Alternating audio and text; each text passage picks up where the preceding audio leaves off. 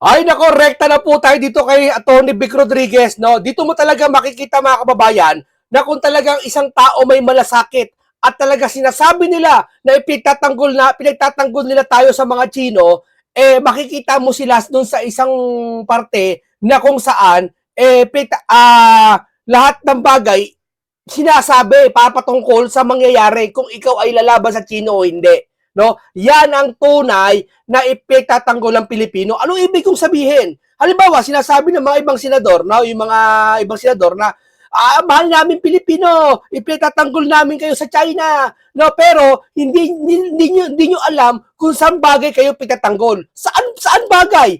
Saan? Sa gera ba? Saan? Sa pagsigaw ba ng China? Saan? Sa pambubuli ba? Sa WPS ba? Hindi nila alam kung saan sila pinatanggol. Hindi nila ini-explain kung saan nila kayo pinagtatanggol. Hindi katulad ni Atty. Vic Rodriguez at iba pang mga senador katulad ni Senator Marcoleta, ini-explain nila isa-isa kung saan nila tayo ipinagtatanggol. Tulad na lang nito ni Vic Rodriguez, saan tayo pinagtatanggol nito? Sa OFW. Pag kinalaban mo ang China, may epekto sa OFW. Pag kinalaban mo ang China, maapekto ng trade. Pag kinalaban mo ang China, maapekto ng ekonomiya natin. Pag kinalaban mo ang China, marami maapekto sa relasyon sa pagitan ng China. Yan, dyan niya tayo pinatanggol. Yan ang tunay na pinagtatanggol ang mga Pilipino. Na i-explain yung mga talagang realidad na mangyayari. Hindi tulad ng ibang senador dyan, pakitang tao lang, sinasabi nila, mahal namin ang Pilipino, laban sa China. Pero sa flood control, hindi mo sila makikitaan. Hindi mo sila makikitaan ng ganyan katulad na agresibo sa China ginagawa nila. Bakit? Sarili nilang kalahi, pinagnakawan na tayo Ayaw nilang magsalita. Nagmamasid ang mga pinklawan. Tama, mali. So ibig sabihin, kaplastikan lahat ng pinapakita nyo sa amin mga Pilipino. Isa lang ibig sabihin yan. Kung talagang mahal nyo kami, noon pa man, ipagtatanggol nyo na kami sa China, hindi lang sa ngayon. Di ba? Itong flood control nangyayari dyan sa pagitan nila Saldi at yung Romualdez at sila BBM, never kayo nagsalita na mas malalim higit dyan sa China nyo. Tama, mali? Ito, pakinggan natin si Atty. Vic Rodriguez sa kanyang paliwanag sa mga OFW. Naku 15 senador. Sino-sino kaya yun, no? Bayaning-bayani sila ngayon, no? Wow! Pagsalitain mo, pagkwentuhin mo, ano mangyayari sa OFW? Tignan mo kung magkukwento yung mga yan. Tapang lang meron sila, pero utak wala. Oo. Gusto nila gera, yung iba hindi naman gusto gera, no? Yung gusto nila away, mga iba Pilipino, away, sige! Hindi tayo papayag. Tayo ay WPS. Hindi tayo papayag. Agawin sa atin ng lupa. Hindi tayo papayag. Nagganito tayong China. Pero yung realidad, hindi nila kayang isipin yon. No? Yun ang totoong nangyayari sa atin. Pakinggan nyo si Atty. Vic Rodriguez sa kanyang payag. Ito, maganda ho rito, hindi lang yung mga kababayan natin taga Hong Kong. Itong usapin po ito. Medyo mahina boses ni Atty. Vic Rodriguez. Lakasan nyo na lang inyong sound kasi nandito siya sa isang parang conference room yata na bawal maingay kaya binubulong lang niya siya, sabi niya. Lahat po ng teritoryo kung saan may Pilipino, dapat po ay mag-usap-usap kayo at gumawa ng isang malakas na paninindigan at pahayag na hindi kayo sanayon dito sa mga nagtatapang-tapangan in the halls of the Senate. Paano kayo? Hindi naman kayo maasa sa ayuda. Hindi kayo maasa sa AKAP. Hindi kayo maasa sa AIX. Hindi kayo maasa sa TUPAD. Hindi kayo umaasa sa amot ng mga kurakot na senador at congressman. Ulitin ko kaya ho kayo nagpakalayo-layo dahil walang oportunidad sa ating sariling bansa kagaya ng oportunidad na nakita ninyo kung nasaan man po kayong bahagi ng mundo. Hindi madali maging overseas Filipino worker. Iiwan mo ang pamilya mo. Marami riyan, sanggol pa lamang o nasa murang edad pa lamang yung mga anak, lilisanin na para lamang mayroong maipakain sa kanyang pamilya. Marami po sumasakay ng barko. Marami na rin pong malulungkot na istorya. Nagkawatak-watak ang pamilya, nasira ang pamilya. Hindi po yun kapuri-puri o hindi po yun kahanga-hanga. Ito po yung mga sakripisyo na ginagawa ng ating mga OFWs. Kaya dapat pahalagahan ang kapakanan ng bawat Pilipinong manggagawa saan man po kayong panig ng mundo. But in this case, for our live episode today, specifically and especially for the many Filipinos working kahit ano pa pong trabaho ninyo in China territories, sa Hong Kong, sa Macau, sa Beijing, sa Shanghai, sa Guangzhou, sa Xiamen at sa Shanghai. Ano? Dapat kayong protektahan. Yung mga sinasabing, yung mga kritiko ng ating mga national leaders pa namang pinuringan, ano, pag sila ay napupuna o nababatikos, ang dali ho nilang magsabi na pro-China, nakatanggap ng tupad sa China. Ang kapal na mukha ng taong ito. Pag nababatikos, balat sibuyas, napakakapal naman ng mukha mo. Hulaan mo sino yung senador na yan. Napakakapal talaga ng pagmumuka. Isang senador ang kapal na muka. Alam niyo na kung sino yan? Sana all. Sana all. Ang kapal ng pagmumuka, alam niyo bakit? Yeah. Ngayon lang siya sasalita na sinabi bayaran pa daw mga Pilipino, troll na mga China. Aba, at itindi nyo. Samantalang yung sa flood control issue, ipinaglalaban nila yung mga mali, yung mga troll farm talaga, na ipinaglalaban pa yung mali, hindi kayo nagaganyan. Hindi nyo sisigawan yung mga Pilipino na mga troll yung iba dyan. Samantalang yung China ngayon, nag-iingay kayo, sabi nyo troll yung mga ibang Pilipino? Grabe to. Kaplastikan yan, sir. Alam nyo na kung sino yan. Si Sana All. Sana All. Kaplastikan yan. Dapat sa'yo talaga hindi na manalo. Ewan ko ba't nanalo tong taong ito. Napaka-plastic ng pagmumukha ho. Grabe ho yung pasakit sa Pilipinong ginagawa nyo kalplastikan. Dami naniniwala sa inyo. Duwag ng senador, akala mo matalino, walang malasakit, piling may malasakit, kasi kung may malasakit, nung kayo sasalita pa. Hindi kayo mahanap ng timing lang. Kaya pala katwiran mo, nagmamasid lang kayo. Kasi umahanap kayo ng timing kung saan yung gusto nyo lang kampihan, o gusto nyo lang panigan, o gusto nyo lang sausawa ng issue. Doon papabor sa inyo, kung saan papabor sa inyo. Tama, mali? Ang kapal din ng balat mo. Hindi mo na inisip at patuloy mong isinasangkalang ang kapakanan ng bawat Pilipino. Kaya po, sana pag meron po tayo meron po tayong susundan po natin itong live na ito. Mabilisan lang po yan at alam naman ninyo maraming mga nagmamarunong. Kaya po, I am calling on all overseas Filipino workers. I am calling on all the family, friends of overseas Filipino workers. Maging maingay po tayo sa social media. Proteksyonan natin ang kapakanan ng ating mga OFW. Walang pakialam yung mga ibang taong sa OFW. Basta galit sila sa China. Hindi nila inisip yan. Galit kami sa China. Ganyan. May biro nga ako dyan. Ito biro lang pero may laman. May konting galit ka sa China. Yung paborito mong mall, may-ari China. May-ari Chinese. Di ba? Yung ginagamit mong cellphone. Na tanong mo, assembled by China. Tapos, i-search mo na lang, yung magbanggit dito ng brand no? I-search mo na lang kung ano yung mga cellphone na puro China. Ang dami. Tiyak na tiyak ko, 98% cellphone mo ngayon yon. Sabi, wala naman to product to Yun na nga Economics natin tumataas dahil sa mga produkto ng China Di ba? Anong kinalaman sa WPS yan? Walang kinalaman sa WPS yan. Tanong ko sa'yo, anong kinalaman yung galit mo dyan sa trade ng China, sa economics natin, sa WPS mo? Pinapalala nyo yung sitwasyon. Sa tingin mo, kasi WPS natin yung Scarborough, hindi na ba, gusto natin mabawi bawiin natin sa kanila yun, hindi tayo papayag, Pilipino tayo, bawiin natin. Sa pamamagitan ng magalit ka, magwala ka, sa tingin mo, may taong magsosoli sa'yo kahit ninakaw niya, kapag ikaw minumura mo siya, ginagalit mo siya, wala nun! Meron ako nakita na nakipag-usap, nakipag-diplomasya, may sinoling ninakaw. Pero sa kalagayang ito, hindi to gamit pinag-uusapan na dito, WPS niya. Diplomasya kailangan dito.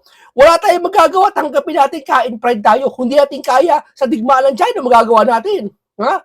O, pipilit mo pa rin? Hindi, ipaglaban ng WPS. Kapolitikahan na lang yan. Gusto mo lang kasi mga Pilipino, madamdamin pagdating sa WPS. Ang gusto mo, kuwari kumakampi ka. Para yung boto sa 2028, manalo ka. Tama, mali? Saan man po sila nagtatrabaho, huwag natin pahintulong. Ninanakaw na nga po yung budget natin sa ilalim ng Marcos Jr. Administration Trilyon piso ang kanilang ninanakaw. Ang dami na nga hong namatay dahil sa baha, dahil po ninakaw nila yung pondo para sa flood control. Pati ba naman itong mga nagtatrabaho ng marangal, nagpakalayo-layo sa kanilang pamilya at mga mahal sa buhay, umalis ng Pilipinas, sasangkalang niyo pa rin, hayaan natin ang mga diplomat diyan sa Department of Foreign Affairs to deal Di ba sabi niya, tuloy-tuloy yun, hanapin ko with pa. a highly volatile and highly contentious issue, kagaya ng ating patuloy na umiinit na relasyon sa bansang China. Umiinit in the wrong way. Kawawa ho yung ating mga kabayan. Isipin po ninyo sila. No, yung matapang na taga-Coast Guard, bakit hindi mo harapin sa isang dialogo yung mga overseas Filipino workers na nasa teritoryo ng China? Silang kausapin mo muna. Pakinggan mo rin, harapin mo. Total, matapang ka naman. Dapat yun tama.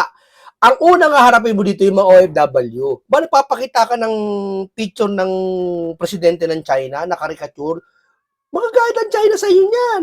Tapos ang katwiran ng mga ibang kumakampi dito, anong pakialam natin kahit magayad ang China? Inaapi tayo sa WPS Aba, parang bata gumaganti. Di ba? Alam mo yun? Sila na una Di ba? Ibang usapan yan, WPS na yan. Ibang usapan yan. Ibukod nyo yan. Diyan na tayo, inaapi na nga tayo dyan Gusto nyo lalong idiin tayo dyan Ang pinag-uusapan nyo, nagalit yung China sa pinos niya doon sa caricature na cartoon na ginawa kay Xi Jinping.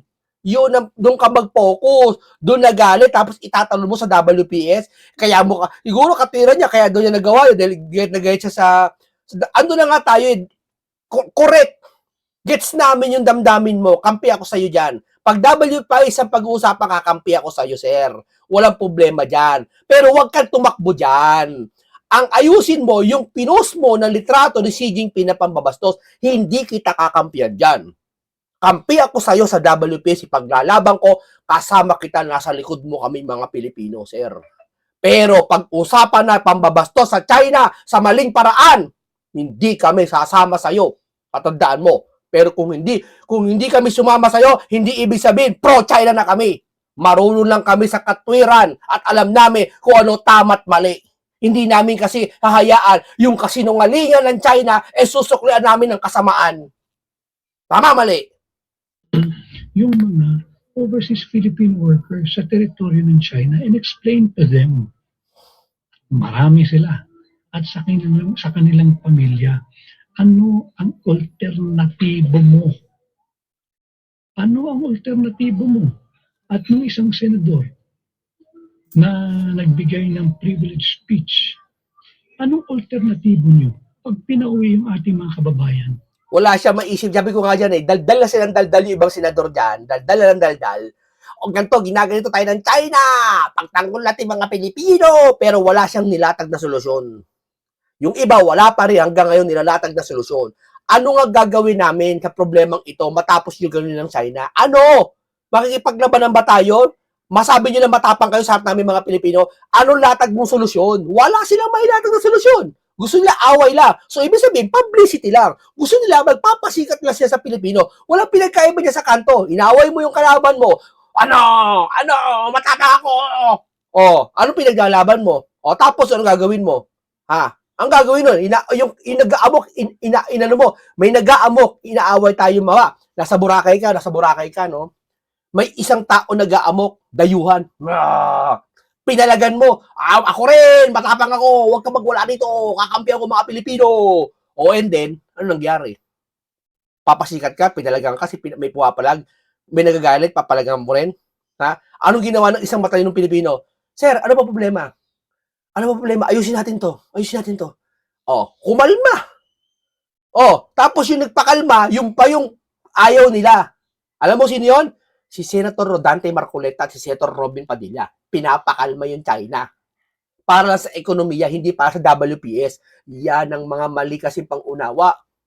Mabibigyan niyo ba sila ng trabaho nang hindi mababawasan yung kita nila sa Hong Kong, sa Macau, sa Beijing, sa Shanghai, sa Guangzhou, sa Xiamen, nang hindi nababawasan?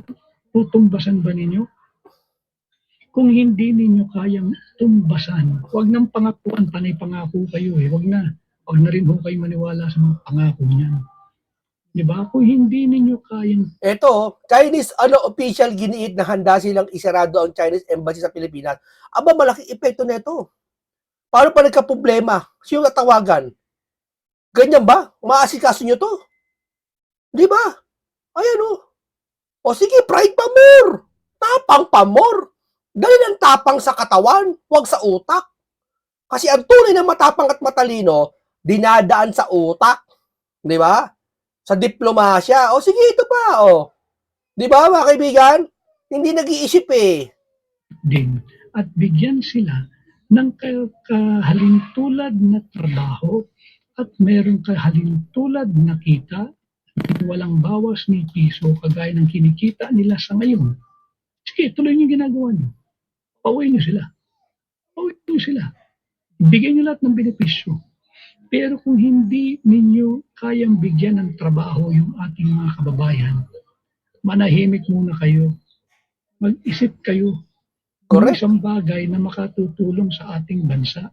Ang Ito tahi-tahi, mga commercial ano to tayo to. Ito, tingnan mo O ito O, pahiya dito mga ibang senador. Ito, kaya nyo ba to?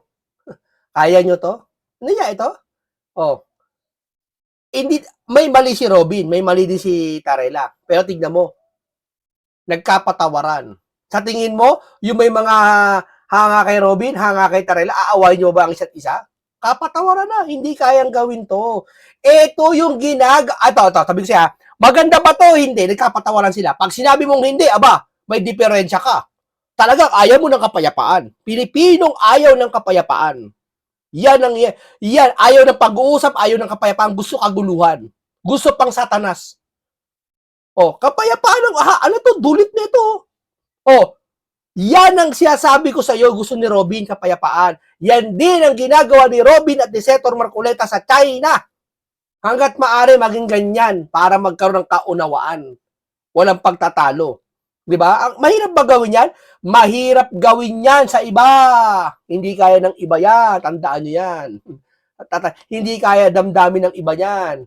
Sabi ko, sana magkaisa na lang eh. Di ba? Wala lang away-away, isang tabi na lang eh. Yung mga politiko eh. Di ba? Si Robin nakagawa niya, naalala mo si Hector Marcoleta, lumapit pa kay Tarela dati para makipag-ayos. Meron ba ibang senador niyan? Wala! Pinagmamalaki nila na sila, yung mga pinklawan na ibang senador, gusto nila, ganito sila. Hindi niya nakikitaan ng kabutihan eh. Mas nakikita namin doon sa sinasabi nyo, ayaw na ayaw nila, na suka ng suka sila, kala Marcoleta at pati kay Robin, pero nakikitaan namin ng pang-Kristiyano. Di ba?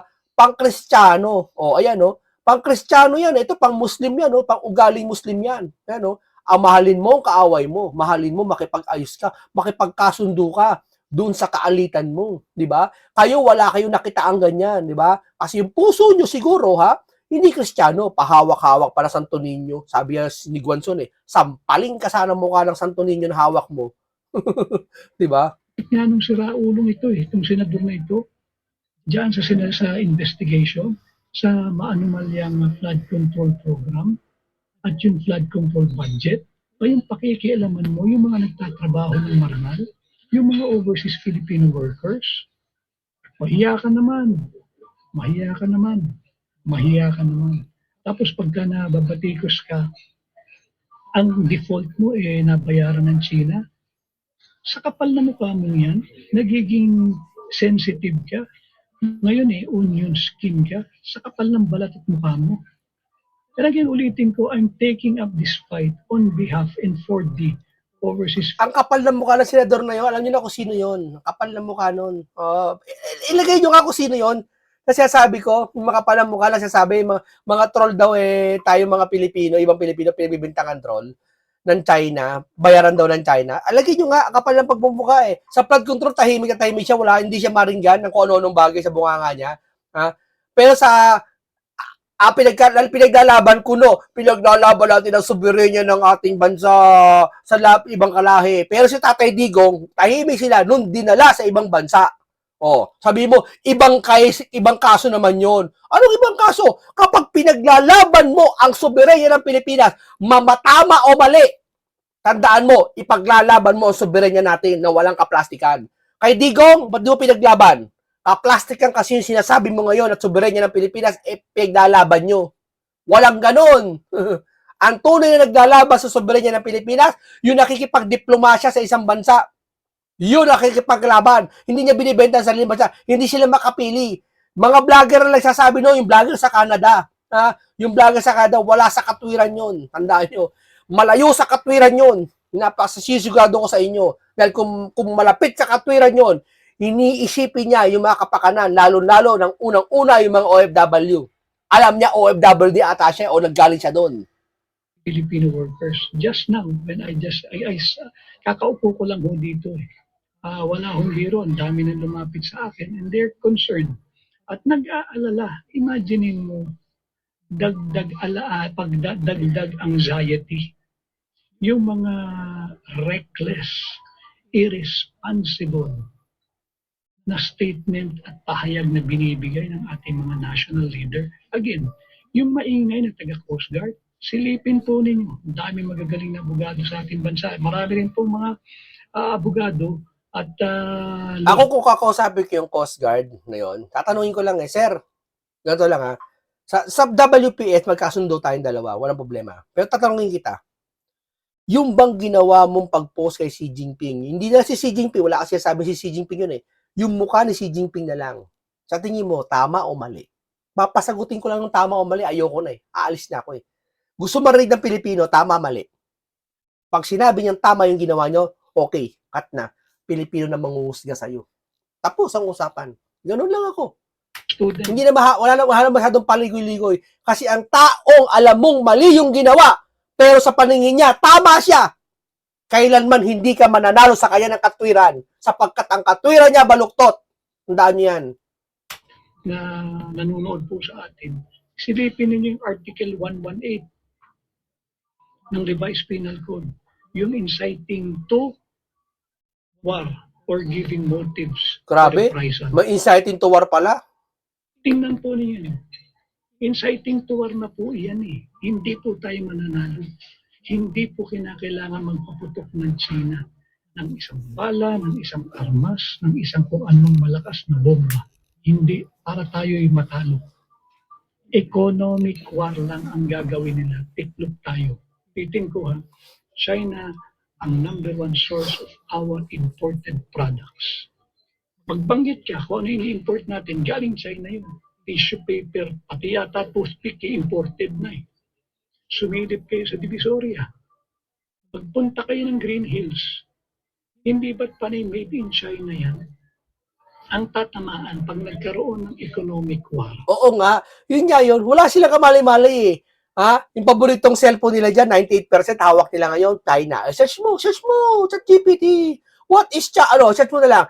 Sabi mo sa ChatGPT, ano po bang product ng China na cellphone ngayon sa Pilipinas? Magugulat ka, hawak mong cellphone ngayon. Doon. Ano po ba yung assemble China? Yung mga plato, yung mga kutsara, lahat ng mga mumurahing gamit ng mga mahihirap dito sa Pilipinas, ano ba gamit? China. Ako nga, may joke ako, pati simpleng pagkain mo, may siopaw pati epekto sa'yo Lahat, China. Ako, may lahi akong Chinese Di ba? Yung ba, kagagalitan ko? Ang kagagalitan ko, yung ginagawa ng Chinese. Hindi yung mismong Chinese. Huwag mong lalahatin. Ano ka ba naman? Di ka kasi nagbabasa ng Biblia Kaya yung buhay mo, hindi buhay Kristiyano eh. Buhay na kung ano pabaga na lang eh. Buhay na kung ano na lang maisip eh. Yun na lang eh. Yung Diyos niya, sarili niya eh. Di ba?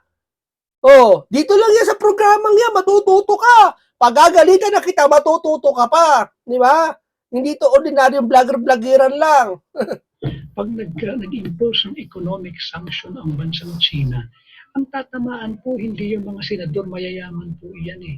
Meron silang alternatibo. Pwede silang maghanap ng ibang source ng kanilang pangangailangan na hindi galing sa China.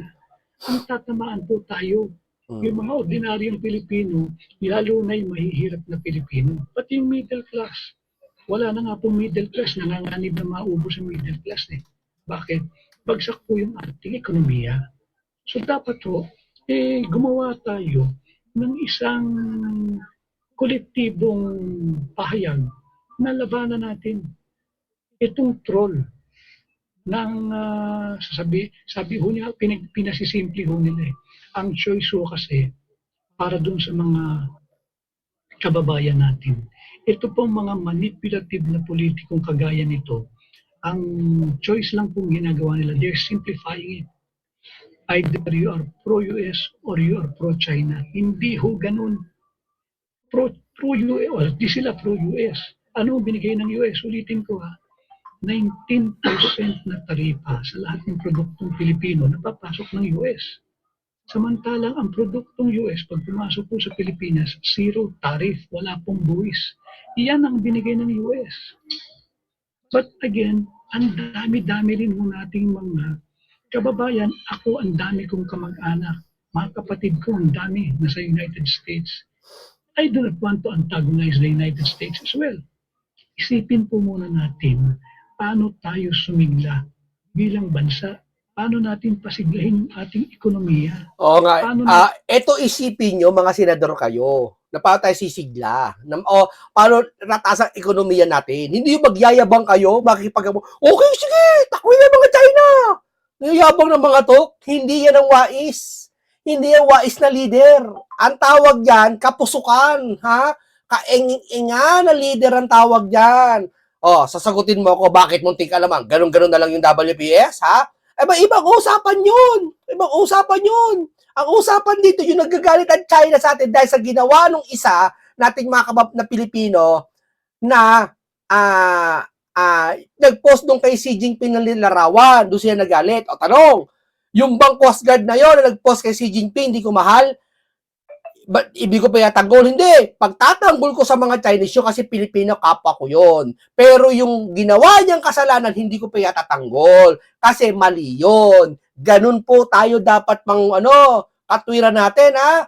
ikulong yung mga korap sa ilalim ng Marcos Jr. administration? Paano natin panagutin si Bongbong Marcos na hinaharang yung impeachment? Yung impeachment po is the constitutional method para to make the president accountable for the many crimes that he has committed. Ano po yun? Yung paulit-ulit na pagpirma sa unconstitutional at mangled national budget, especially yung most corrupt national budget ng 2025. Pati po yung hinaharang eh. Kailangan muna panagutin natin yung mga tipo ni Martin Romualdez, ni Stella Kimbo, ni Manix Dalipe, yung mga responsable dyan sa mga bungi-bungi blankong bicameral conference committee report. Huwag mo natin silang kalilimutan. Yung Trigib Olaybar, yung Adrian Bersamin, yung Mina Pangandaman. Ang dami po nating aayusin pa sa ating bansa eh. Huwag po muna tayong makipag-away, whether sa Estados Unidos o sa China. Ayusin. Di ba? Puro gusto away, gusto matapang kami. Ipinapakita ito ng mga ibang senador at ibang opisyalis ng Pilipinas na matapang sila. Pinapakita sa ating mga Pilipino para, kung talaga matapang kayo sa mga China, sa flood control kayo maging matapang. Hindi ko siya sabi sa China lang kayo maging matapang. Sabayin nyo naman sa flood control kung talagang tutunay na pagmamahal nyo sa amin. Ayaw nyo. Kasi peki kasi kayo. Una natin yung ating sariling bakuran. Bago tayo tumawid sa bakuran ng may bakuran. Dahil doon po sa ibang bakuran, ang dami po nating kababayan doon. Ulitin ko ha, parehas. sa Estados Unidos at sa bansang China. Napakarami pong Pilipino riyan. Bago tayo tumawid, ayusin muna natin dahil we have to admit first, lalong-lalo na si BBM. Wala pong inamin to eh. Panay-tanggi po ito sa responsibilidad eh. Hindi ba? Wala pong inamin ito. Talaga pong napakasinungaling. Pagka siya'y naiipit na kasalanan ng ibang tao, wala pong pag-aamin ito. Ayusin muna natin yung ating sariling bansa. Ayusin muna natin yung sarili nating pamahalaan bago tayo makialam sa bakuran ng may bakuran. Hindi ibig sabihin yan, meron tayong isusukong bahagi ng ating teritoryo. Wala po. Wala po. Pero bago kayo mag-ingay na mag-ingay, dyan sa usapin ng Scarborough, dyan sa Spratlys, yung usapin ng bato, magkikipag-away tayo para sa bato eh. Bato as in rock. Rock feature lamang po yun eh. Sabi doon sa desisyon eh, ng International Tribunal, hindi ba? Bato. Bakit tahimik? Itong mga matatapang kontra China, bakit sila tahimik? Doon sa atin talaga. Yung Sabah, yun atin yun ah. Atin yun. Bakit hindi yun ang habulin muna natin kung talagang para kayo sa bansa at kayo para sa Pilipino? Di ba? Ay mga sumisigaw, atin ito. Anong atin? Exclusive economic zone, atin. Kalaban natin ang kiniklaim niya, sovereignty. Tayo exclusive economic zone. Magkaiba po yun. Hindi nila alam yun, Atty. Vic. Hindi nila alam yun. Yun nga lang trade eh. Saka yung economics alam nila. Pero yung trade sa ating sa China, hindi nila alam yun. Alam man nila yun, ayaw nila sabihin kung ano explain. Hindi nila alam yun. Kasi sinasabi niya, akin yan. Tayo, nakikipamisda lamang tayo dahil bahagi yun ng ating exclusive economic zone. Magkaibang-iba po yung EEZ at yung claim of sovereignty. Ngayon, meron tayong claim ng sovereignty matagal na dyan sa Sabah bilang bahagi ng ating bansa. O, bakit doon tahimik sila? Bakit doon zipper ang bibig nila? Bakit doon hindi sila makipag-away? Yun atin yun eh. Malinaw yun. Atin yun. So dito ho ninyo makikita talagang basag ulo po itong mga yung matapang sa Coast Guard. Bakit tahimik siya doon sa claim natin sa Sabah? Yun atin yun. Hindi ba? Kaya sana yung mga ito po si @Jennifer Danlayon -T6M. Ang ingay nitong mga buwaya, dilawan, pinklawan. Basta hindi ka alyado ni yan. Basta ano to? Ngayon sumasakay sila sa bangka ni Bangag at atik-atik pa isog-isog. Tama po yan. Habulin muna ninyo, tahimik nyo eh, sa flood control fund scandal eh. Yung flood control scam, ang napakatahimik ninyo eh. Ngayon, aawayin ninyo China. Hindi ko sinasabing kampihan natin. Pag mali, talagang awayin natin. Pero, isipin din muna natin yung implication ng bawat salita na bibitawan ng inyong matatabil na bibig. Ang biktima po rito, kababayan natin, yung kanilang pamilya, yung ating mga overseas Filipino workers, kawawa po ito. Kawawa. Totoo lang. No.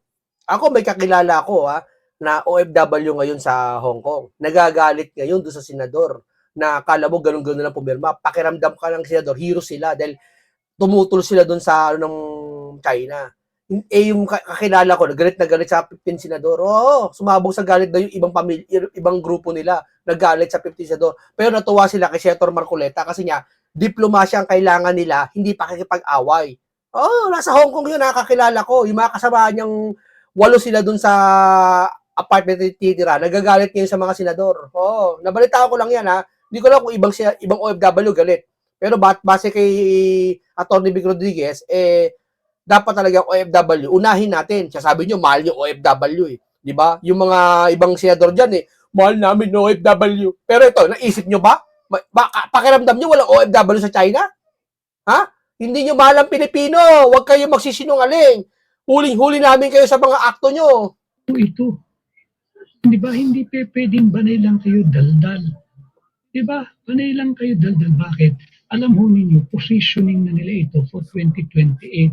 And because they are already positioning this early sa 2028, ulitin ko, ako ho ay nananawagan sa lahat ng overseas Filipino workers. Magkaisa po tayo, magkaisa po kayo. Ako po ay nananawagan sa lahat ng pamilya at mahal sa buhay ng mga overseas Filipino workers. Saan man po kayong panig ng mundo. Pero lalong-lalo na, especially and specifically, those within the territory of China. Itin ko ha, Macau, Hong Kong, Beijing, Shanghai, Guangzhou, Xiamen. Magbuklod-buklod po tayo, kondinahin natin, labanan natin yung ganitong irresponsableng pagpapahayag ng ating mga tinagurian pa namang senador. Paano? Pag kayo pinauwi, happy ba kayo? Happy ba kayo? Nabibigyan kayo ng ayuda? Papipilahin kayo? Alas 4, alas 5 ng madaling araw para sa kakarampok na pera? Ayuda, akap, AIX, tupad, maif-ip, kung ano-ano pa. Happy ba kayo doon? Hindi ba't mayroong dignidad sa kahit anong trabaho? Basta't hindi ka nanlilimos, hindi ka nang hihingi, at higit sa lahat, hindi tayo nagnanakaw. Katulad ng mga tiwali sa pamahalaan. Isipin ho ninyo yun, magkaisa po tayo. Ko'y nananawagan. Let's make these people accountable for the reckless and irresponsible statements na nalalagay po sa alanganin at panganib ang ating mga kababayan. Yung isang senador na lang, pinahamak tayo mga Pilipino eh. Biruin mo, sabihan mo, bayaran ng China. Di ba? Eh kung makarating sa China yan, lalo nag-init ang China sa atin, ba, hindi kami ganyan ha. Kami tipid pera, kami kuripot, kami magbabayad pa. Baka kayo, mga Pilipino lang, bayad-bayad sa isa't isa, para trader sa isa't isa. Kami China, hindi kami bayad. Kami China, negosyo lang. Kami China, patas lang kami. Ayaw namin ng sumbatan kami dating araw. Kaya kami, hindi pwede kami bayad Pilipino. Baka ganyanin kayo eh. Di ba? Ikaw, senador ka ha. Kung ako pa China, ikaw, senador ka, isip-isip ka ha. Utak mo, utak lang ng grade 1 sa amin ha. Imagining ninyo, magkaisa ang mga Chino, magkaroon ng diskriminasyon sa public transport. Ayan o, magkaroon ng discrimination, di ba? May ibang ganyan Chinese eh, di ba? And sa bus, sa taxi, sa ferry, dito po sa Hong Kong, sa Macau, sa Beijing, Shanghai, Guangzhou, Xiamen, at pagkaisahan yung ating mga kababayan, yung kanilang mga ari-arian, at yung kanilang empleyo, at estado, kung nasaan man po sila doon. Kaya ba nilang panagutan nung mga matatapang sa administrasyon ni Bongbong Marcos at patuloy na nagbibigay ng irresponsable, reckless statements? Hindi ba? Pag-isipan ho ninyo, kinakailangan natin sabay-sabay kondinahin ito. Maging maingay po kayo sa inyong mga social media channels, sa inyong mga social media platforms. I will fight for you, side by side. Kung kinakailangan pang mangunguna ako. Pakipaglaban ho sa inyo. Pero kailangan natin magkabigkis-bigkis tayo. Hindi dapat ito.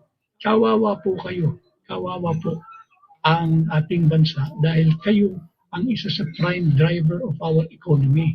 Ulitin ko ha, dalawa ho eh. Tama si Senator Rodante Marcoleta sa pinaglalaban niya. Huwag natin bababayaan si Senator Marcoleta. Tama po landas na tinatahak niya kung saan pinaglalaban niya lahat mga OFW sa pamamagitan ng diplomasya. Itong mga senador na to, nagpapakunwaring nilalabanan niya tayo laban sa China.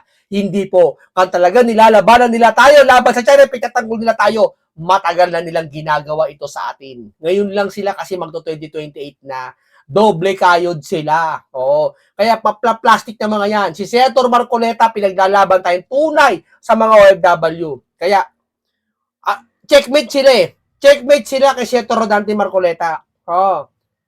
Si Senator Marcoleta may pinaglalaban. May resibo siyang pinag-ahawakan. Tayo, bunga nga lang.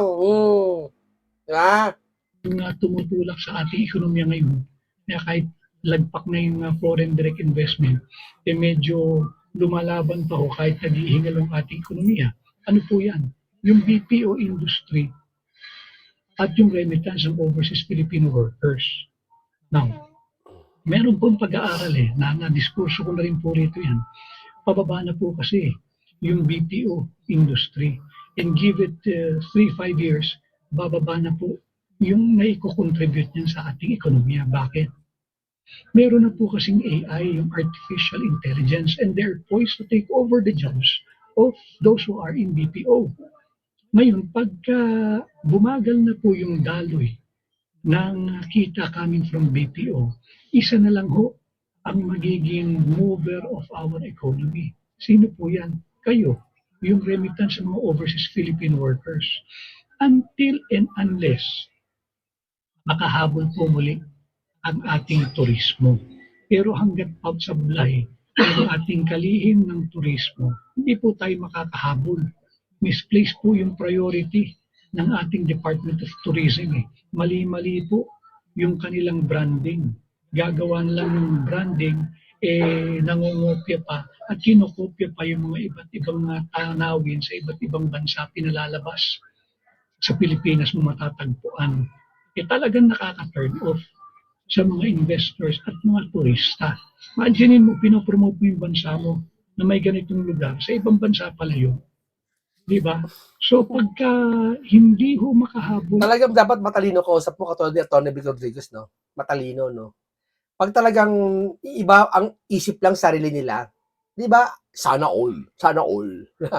Ay maniniwala dun. agad ang turismo and it will take a while bago po makahabol ang turismo, yung sigla ng turismo. Kahit makadebate ko yun si Sana all, hindi ka mananalo sa akin kahit 1% man lang. Baka maiwan. Mapapaya ka sa sambayan ng Pilipino. Sasagot mo lang. Doon kita huhulihin. Tatanungin ko lang siya mahal mo ba ang mga Pilipino? Isang senador na yun, ha? Mahal mo ba? Hindi siya pwede sumagot. Na hindi siya pwede hindi sumagot, tinatanong siya ng isang taxpayer O, doon pala mapapaya siya sa sagot niya. Pag sinabi niya, oo, mahal ko. Kung mahal mo, ba't mo ngayon lang pinaglalaban ng Pilipino sa China? At kung talaga mahal mo Pilipino, bakit sa China mo lang pinaglalaban ng Pilipino, hindi sa flood control? Boom, sapul ka na kagad. Dito. Paya ka na kagad. Kahit wala kang katwiran doon. Dapat tanggapin mo na lang yung katwiran na yun. Hindi, sasagot yun. Lalo ka mapapaya. At malamang, ang matitira, ang magdadala ng laban, ay yung ating mga pinakamamahal na overseas Philippine Ayan, workers. Yan talaga, mga OFW dyan. Ang tunay nagmamahal sa inyo, kami. Kami mga vlogger. Bakit kamo? Kami yung nakakaintindi ng kalagayan nyo dyan. Hindi lang basta sa kalagayan, kundi yung mga dapat mangyayari sa inyo. Na yung kagaya ng kalakalan, yung pakikisama dyan sa mga Chinese, diba? Pakikitungo sa kapwa Chinese, mababalitaan ng mga Chino, nanonood sa TV. Ganyan pala mga Pilipino. Ano na lang, pag may nakita silang Pilipino sa China, Pilipino yan. Bumababa ang tingin. Di ba? Di ba dati si Pangulong Duterte, mataas ang tingin sa mga Pilipino sa OFW? Di ba? Hindi nila kayang kantiin yung mga Pilipino. Bakit? Ibang mga foreigner natatakot kantiin yung Pilipino kasi Duterte yan. Duterte nakaupo. Ingat ka dyan. Di ba? Kaya dapat po silang proteksyonan. Dapat silang pahalagahan. Tama. Proteksyon ng pahalagahan. Hanggang dito lang po muna tayo. Maraming salamat kayo, Atty. Vic Rodriguez. Buti may isang pong ganyan na talagang may malasakit tulad namin na kami mga vlogger, may malasakit talaga sa malasakit na tunay sa mga OFW. Hanggang dito lang po muna tayo. Paalam sa inyong lahat.